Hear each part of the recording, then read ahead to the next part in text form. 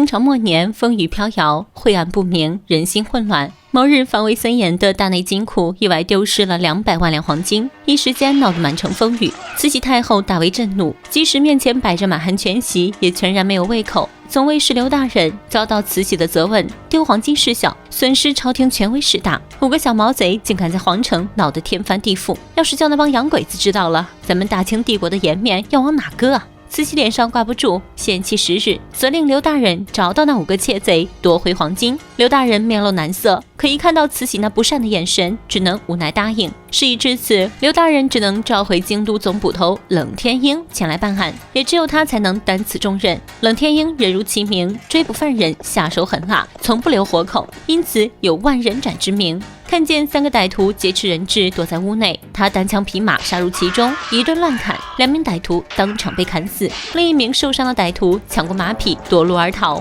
可他还是没能逃过冷天鹰的追杀。弟弟看到歹徒的尸体后，斥责冷天鹰太过冷血，歹徒已经是手无寸铁之人，应该手下留情。冷天鹰却不以为然，他认为这种匪徒丧尽天良，就应该斩草除根，不留祸患。为此兄弟俩大吵一架，迫于冷天鹰的威严，弟弟到嘴边的话还是咽了回去。进京后，刘大人如实传达了慈禧的旨意，冷天鹰立刻安排人手让弟弟代为履行职务，却不想弟弟当场拒绝。追随哥哥7年以来，哥哥每次办案从不留活口，他不愿再看到哥哥沾满鲜血，怒斥哥哥：“你不是捕快，你是杀人凶手！”冷天鹰教导弟弟，当捕快的不是你杀人，就是人杀你，对敌人仁慈就是对自己残忍。弟弟完全不听，甩脸走人。出发前，冷天鹰特意挑选了几名精兵强将，虽然弟弟看不起冷天鹰，但是手下却对冷天鹰忠心耿耿。第2天一早，冷天鹰从一个江湖乞丐白世通口中得知，隔壁大发磨坊的鱼五拐曾使用过带有大内金库印子的黄金。冷天鹰心中有了主意，晚上冷天鹰带领5个手下杀进磨坊，擒住了鱼五拐。在冷天鹰的折磨下，鱼五拐爆出了另外4个窃贼的名字，他们分别是铁匠陶宝、太平军张龙、土匪王万武以及老大方逢甲。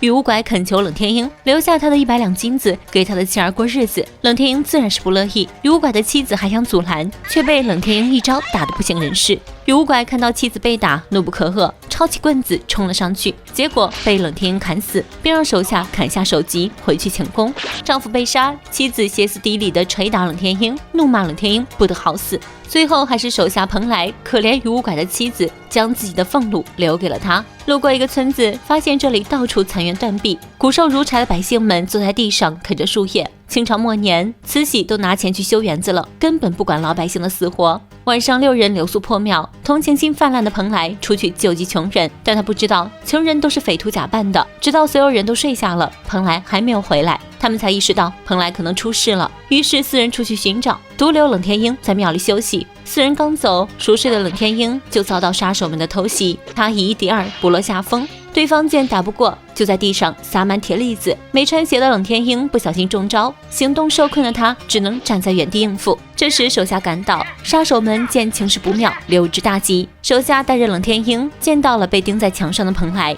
蓬莱生不如死，奄奄一息，只求冷天鹰给他一个痛快。冷天鹰于心不忍，出手替他结束了痛苦。偷袭的2个杀手正是铁匠陶宝和太平军张龙，2人合计着找到同伙，合力诛杀冷天鹰。但没想到张龙为求自保出卖了陶宝，冷天鹰根据张龙提供的信息堵住了陶宝，挑断脚筋，再一刀砍下首级。张龙本以为向冷天鹰告密就能放他走，没想到冷天鹰出尔反尔，我答应过免你的罪，却没有答应饶你的命。说完就要杀了他。没想到张龙早有准备，一时间伏兵尽出，燃起熊熊大火。冷天鹰和手下被困在火圈里，忠心耿耿的手下用身体扑灭火焰，让冷天鹰逃了出去。冷天鹰追上张龙，2人立在海浪中。张龙仗着自己有盔甲，徒手和冷天鹰比拼，但冷天鹰技高一筹，砍死了张龙。等他赶回去的时候，2名手下已经殉职。一时间冷天鹰自责不已，如今的队伍也只剩下了3人。晚上年长的手下咳嗽的厉害，冷天鹰便将自己的绒袍盖在他的身上。这个冷血的男人此刻也知道体恤一下手下了。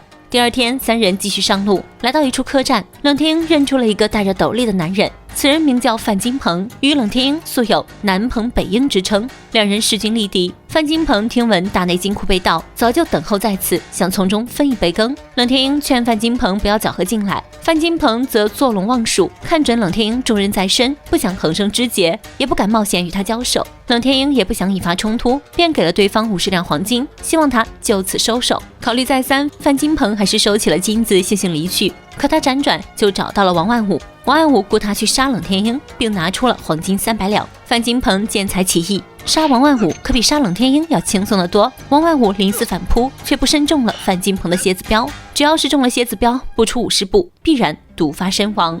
面对王万武的反击，范金鹏也不还手，只是静静地看着他毒发而死。但冷天鹰早已经尾随而至，双方剑拔弩张。范金鹏不吃眼前亏，主动上交了300两黄金。没想到范金鹏阴险狡诈，趁冷天鹰不备，扔出手里的蝎子镖。冷天鹰及时躲过，不过手下却中了招。冷天鹰立刻冲上去和范金鹏大打交手，两人打得有来有回，谁也奈何不了谁。范金鹏再度使诈，说两人势均力敌，再打下去也分不出胜负，愿意交出解药。在冷天鹰伸手取解药时，范金鹏又射出一道暗器。那一刹那，冷天鹰不但避开暗器，拨开范金鹏的刀，还抽刀砍中范金鹏，重伤倒地。同时，冷天鹰也发现范金鹏给的解药空空如也。范金鹏得意地嘲笑冷天鹰，因为他根本就没有解药。冷天鹰大怒，乱刀砍死了他。没有解药的冷天鹰只能眼睁睁地看着手下毒发身亡。如今5个手下也只剩下1个了，外面大雨滂沱。手下劝冷天鹰先回去疗伤，然后再做打算。冷天鹰却怒斥了手下一番，要是他们半途而废，不仅对不起捕快这份工作，更对不起京城里的刘大人。第二天，冷天鹰继续赶路，看到一个受伤的老人后，冷天鹰好心地喂他水喝，谁知老人突然暴起，出刀偷袭。原来他就是最后一个窃贼方逢甲，埋伏的人马一起杀出。冷天鹰有些招架不住，危急时刻，弟弟带人赶到。手下为了掩护冷天鹰撤退，被乱枪捅死。冷天鹰爬上方逢甲的马背，并随着马匹来到一处人家，里面只有一个盲女。盲女将冷天鹰扶进屋子，还给他敷了药。但盲女很奇怪，为什么他会骑着他爹的马回来？冷天鹰这才明白，这是方逢甲的家。他不敢说出自己的身份，只能骗盲女说自己和他爹是好朋友。没过多久，方逢甲冒着大雨回了家。由于手臂受伤，他忍着疼痛给自己包扎。这时，女儿突然提起冷天鹰，方逢甲立刻警惕起来，两人隔空对峙，只有女儿被蒙在鼓里。冷天鹰不忍在方逢甲女儿面前动手，两人相约在大雨中决斗。方逢甲很感谢冷天鹰没有揭穿他的身份，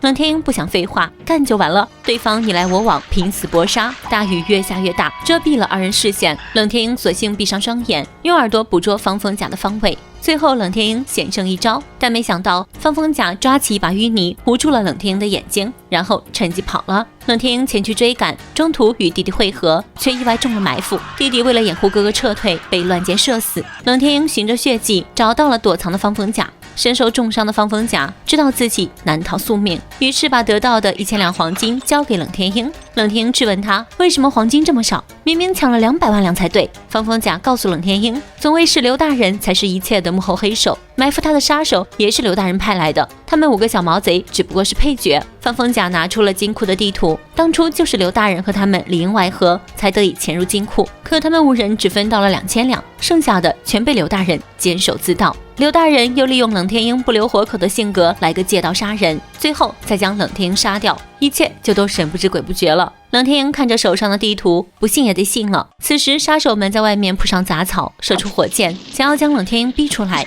方逢甲临死之前良心发现，决定帮冷天鹰逃出去，前提是他要照顾好自己的女儿。冷天鹰顺着方逢甲指引的密道逃出升天，留下来的方逢甲则成了冷天鹰的替死鬼。逃出去后，冷天鹰看到弟弟惨死，悲从中来，带着满腔怒火的他直接杀进了宫门。刘大人的手下被悉数杀尽，贴身侍卫也饮恨刀下。冷天鹰最后一刀插进了刘大人的心脏，可临死前，刘大人启动了机关，头顶的箭雨瞬间落下，结果了冷天鹰的性命，一代名捕就此落幕。故事的最后，无辜的盲女撑着一把油纸伞，独自伫立在雨中，等待着父亲的归来。枯树、雾雨、伞和一双失神的眼神，所有的一切都落幕于绝对的阴冷和黑暗中。本期的故事就到这里了，咱们下期再见，拜拜。